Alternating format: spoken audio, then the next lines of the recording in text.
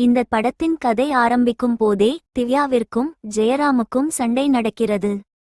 கணவன் மீது சந்தேகப்படும் மனைவி திவ்யா, இந்த ராத்திரியில நீ எங்க போற, வீட்ல பொண்டாட்டி இருக்கா என்கிற நினைப்பே இல்லையா? யார் கூட எந்த ஓட்டலில் ரூம் போட்டு இருக்குன்னு எனக்கு நன்றாக தெரியும் என்று தொடர்ந்து சண்டை மோசமான வார்த்தையால் பேசிக்கொண்டே இருக்கிறாள். அந்த நேரம் அந்த வீட்டில் வேலை செய்யும் லட்சுமி, அம்மா கோவப்படாதீங்க என்று சொல்ல ஆத்திரப்படும் திவ்யா லட்சுமியை பளார் என்று அடித்து விடுகிறாள். இதனால் கோவப்படும் ஜெயராம் திவ்யாவை அடித்துவிட்டு வெளியில் கிளம்பி விடுகிறான். பவர்ட் பாய் இது தற்கொலை இல்லை. நீண்ட நேரமாகியும் திவ்யா தனது அறையில் இருந்த வெளியே வராததால் சந்தேகப்படும் பணிப்பெண் லட்சுமி திவ்யாவின் அறையை திறந்து பார்த்தபோது அவள் தூக்கில் தொடங்கியபடி சடலமாக இருக்கிறாள்.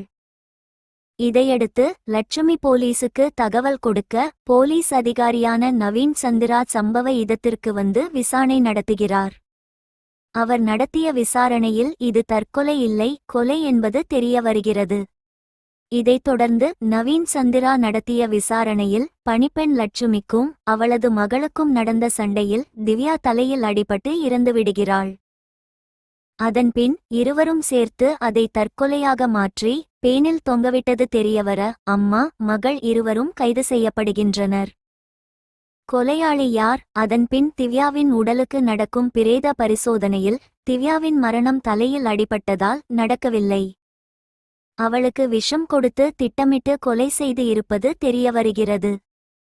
இதையடுத்து பணிப்பெண் லட்சுமிக்கும் அவளது மகளுக்கும் இந்த கொலையில் தொடர்பு இல்லை என்பதால் விசாரணையை கோணத்தை நவீன் சந்திரா மாற்றுகிறார். திவ்யாவை கொன்றது யார்? அவளுக்கு விஷம் கொடுத்தது யார்? திவ்யாவை கொலை செய்வதற்கான நோக்கம் என்ன என்பதுதான் படத்தின் மீதிக்கதை. வழக்கம் போல இந்த படத்தில் நவீன் சந்திரா அட்டகாசமான நடிப்பை வெளிப்படுத்தியுள்ளார். ஒவ்வொரு காட்சியின் நகர்வும் படத்தை மேலும் விறுவிறுப்பாகுகிறது. இந்த திரைப்படம் அமேசான் ஓடிடி தளத்தில் வெளியாகியுள்ளது. கிரைம் த்ரில்லர் விரும்பிகளுக்கு இந்த படம் நிச்சயம் நல்ல அனுபவத்தை தரும்.